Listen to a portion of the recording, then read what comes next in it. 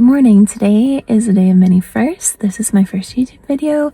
It's also my first time vlogging, and it's the first time using a brand new phone that I got last night, and I'm very excited to test out the camera because this is already a million times better than my last phone. But it's also my friend Chris's first time in Dunkeld, which is where we are now. I'm just waiting for her to arrive, and then we're gonna pick up some treats, and then we're going log camping in the Cairngorms, and it's somewhere new for Chris, but I've been to the spot before, and it's sunny right now, but it might snow later, so we'll just have to see, but I'm really excited. Dunkeld is one of my favourite places in all of Scotland. First we walked around the town for a bit, browsing some books for sale, and I even found some in Dutch. Then Chris took a peek into the cathedral grounds since she hadn't been in Dunkeld before, and I held Rocco because he wasn't allowed in. You're not allowed. Now that Erin Bakery had opened for the day, we walked over to get some treats, which is one of my main reasons for coming to Dunkeld. It's always so hard to choose. I got a savoury pastry for breakfast and a sweet one to bring with us, but honestly, everything is so good, I've never been disappointed. We walked over to the river and sat in the sun while drinking our coffees, and we ate some of our pastries. Afterwards, we popped into Lawn to pick up a fancy non-alcoholic drink to bring camping, and it was hard to resist purchasing everything in the store. Classically, there was a paper outside the shop in case we forgot that we were living in Scotland. We hopped into our own cars and convoyed to Tarmakin. I've wanted to come here for ages, so I was very excited. We both went for the sourdough grilled cheese with chili jam, which were excellent. Rocco was also very popular with the customers and employees. From there, we hopped into one car and drove the last little bit together. Our goal was to walk over and sleep in the bothy at Glassell Shiel. I had been here once before 4 years ago and had such a great time that I thought it would be the perfect place for us to go as our first camping trip together. We made our way past a herd of deer and down towards the water. It hailed a bit when we arrived, but luckily it stayed dry the rest of the walk. I love that as far bothies go, this is one of the more accessible ones in Scotland as it's a track almost the whole way there and not overly hilly. The building has some cool history. It was built in 1868 by Queen Victoria and was a place of refuge after her husband Albert had died, and it's known as the Widow's House. She stayed there every following year until her death, with records stating how much she loved being there. The bothy is in one of the outhouses behind the main house and is currently run by the Mountain Bothy Association. It's free to stay and it houses quite a few people as it spans over 2 floors. Just like Queen Victoria, I adore it here. The mountains and the loch are so impressive, and the trees vaguely remind me of back home in Canada. If I had this house hidden away in the hills, I would want to retreat here all the time too.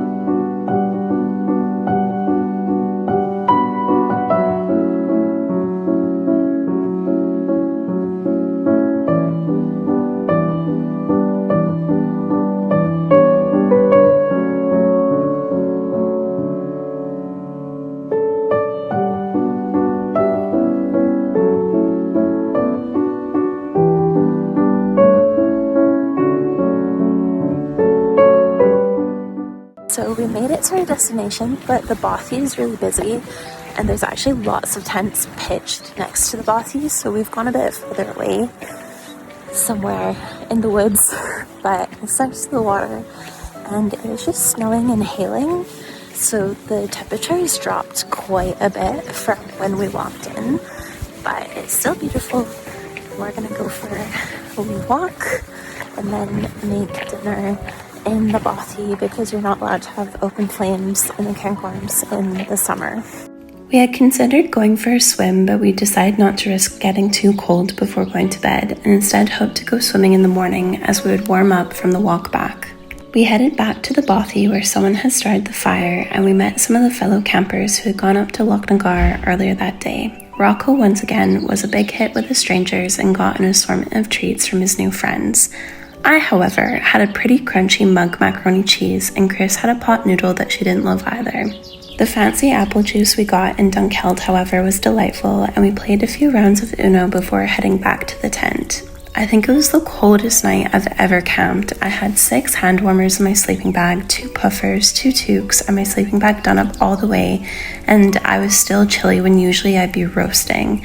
I'd never done up my sleeping bag all the way to the top before, and it was no surprise to find out later that it actually snowed in the Cairngorms in a few places that night.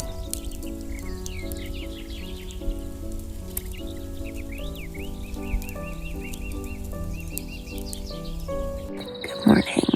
It's 6:50 a.m. and I was so cold in the night, but I survived and I'm so cozy. And Chris has gone out. She's reading a book on the beach, and I'm debating if I want to stay cozy or if I might join her.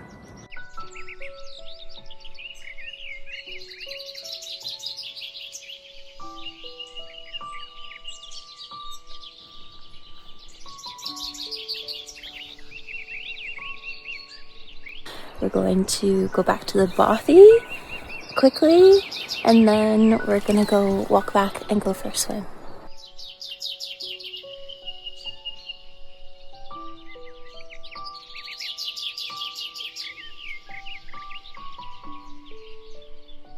We're just in the bothy again because everyone else has left, but this is the upper floor. It's really nice because there's skylights and the light goes through these little glass panels.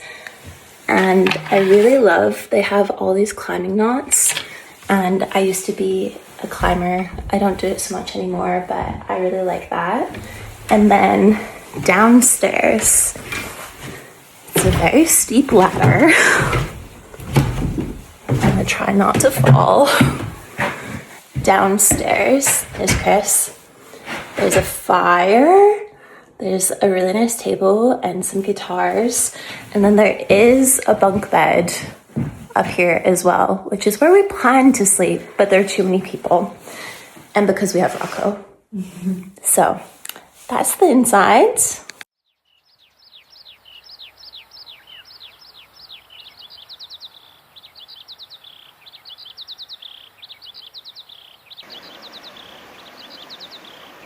Okay, now we are starting the walk back, and I have a huge blister on my heel, so going at a much slower pace this time, but it is just so beautiful. The state of my heel was a lot worse than I realized, and I had to stop to do a bit of first aid on it. My heel was completely raw as a huge chunk of skin had ripped off with the blister plaster I had put on earlier.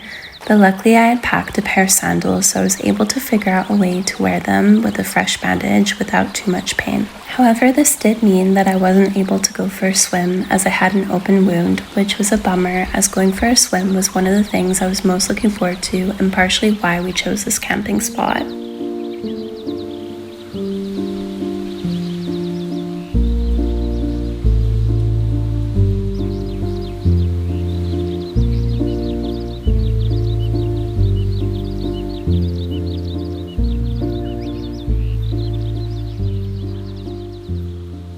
Made it back to our cars, and we're gonna convoy to a cafe that my friend works at and have lunch, and then Chris is gonna drive back to Edinburgh, and I'm actually gonna stay at this friend's tonight, and I'm very excited because they have a sauna and I could definitely use it. My joints are so sore, and I had to walk in my sandals for the last 3.5 kilometers because my heel is so screwed up from the blisters that I have.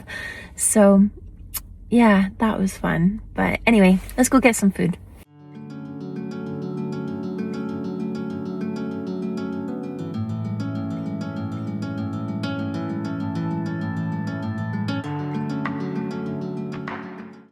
Rosie, her mum, and I had a sauna session in the garden before dinner, which was so nice. After we had dinner, we curled up on the sofa and watched Twilight together because Rosie had never seen it and I needed to fix that immediately. The next day was pretty jam-packed. We started off by visiting some cherry shops in Bencree that had some gems. Then we went for breakfast. I browsed some of the photo books in the cafe because one of the owners collects them, and Rosie told me about these two rocks, also known as the Dinnie Stones, that are just outside the cafe. They were made famous by Donald Dinnie, who supposedly carried them barehanded over a nearby bridge. The smaller stone weighs 318.5 pounds, and the larger stone weighs 414.5 pounds. I would just like to know why he carried them to begin with, but I guess that's a mystery for another day. We then zipped off to an antique emporium where we spent a good chunk of our morning. There were so many things I would have liked to have bought, but I restrained myself. I actually drove past this place the day before and really wanted to check it out, so I was really glad when Rosie suggested it.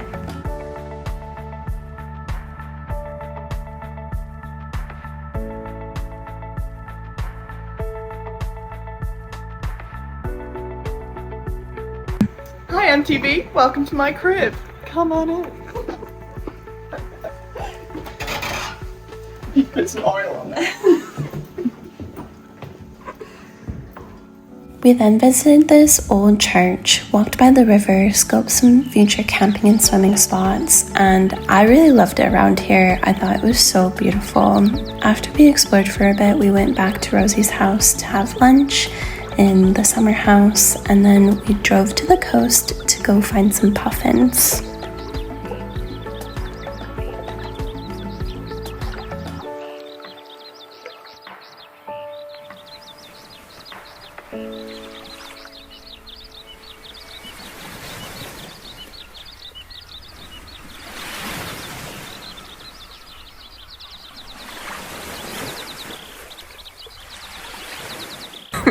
We are trying to find puffins, and we have not succeeded. No success. We did, however, see seals, shags, and some bunnies, so it wasn't for nothing, but I do need to come back to see some puffins because I love them so much. Then we drove over to Stonehaven where we got fish and chips for dinner and took it over to the harbour to eat. And it was really lovely until the wind picked up and we quickly ate and then rushed back home to warm up. Another car update. It is day 4 of being up north and I've just left my friend Rosie's. And I am not an egg salad person and neither is my friend Rosie, but she recommended the Village Shop because apparently it has a really good egg salad sandwich. So I'm going to see if they have any in stock today. Rosie was right and the egg mayo did not disappoint, and it might be the first one that I've ever enjoyed. Then I went to Ballater and went to this lovely bookstore before I decided to go back to Tarmakin yet again. So I've just freshened up a bit and I've come back to Tarmakin because the girls who work there are so nice and the food is incredible. So I think I might read and write a bit. And I was considering going for a walk somewhere in and around the Cairngorms, but it is so windy and it keeps raining and I'm just not in the mood for being blown about. So I think this is a good alternative to have a wee break before the long drive home.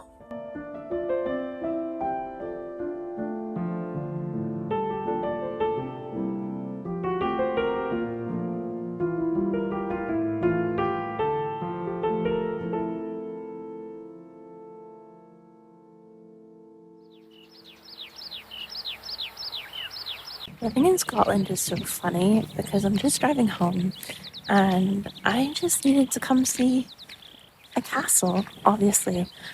So it's May and the weather keeps changing between like sun and blue skies and cloud, and also I'm into buffers, but then I'm wearing sandals. That's partially because my feet are still screwed up from the hike the other day.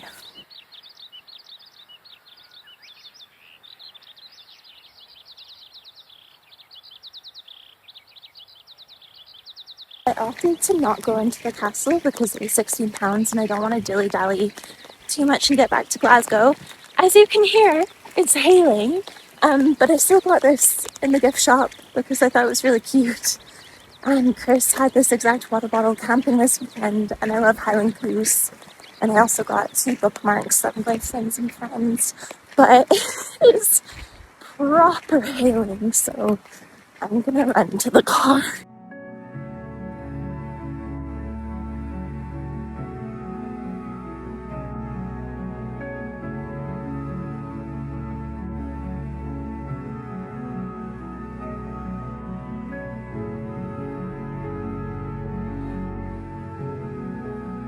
More classic Scottish spring weather. It was just super sunny and now there's a hailstorm and I have pulled over. I'm just gonna wait for it to pass because I'm literally doing one of the mountain passes right now and I just don't want to drive in low visibility when it's so twisty, but it's going pretty hard. Some other cars have pulled over as well now. It's only about 2 minutes later and the sun is starting to appear. I don't think you can tell. But yeah, never a dull moment in Scotland when it comes to weather. Literally, this is only about 5 minutes later and it's blue skies. I just realized that where I have pulled over, there is an old cottage that I've always wanted to take a photo of, so I'm just gonna walk over and take a look. I took a few film photos on my point and shoot, which I'm still waiting to see, but I'm sure they're fine. And then I made the final journey home. The traffic was really bad after Perth due to some construction, so I made one final pit stop at Gleneagles because I really needed a wee. But I love stopping here because the flower displays are always so beautiful and it's also just a fun excuse to have a look around the hotel. But that's all for now, and if you made it this far, thanks so much for watching.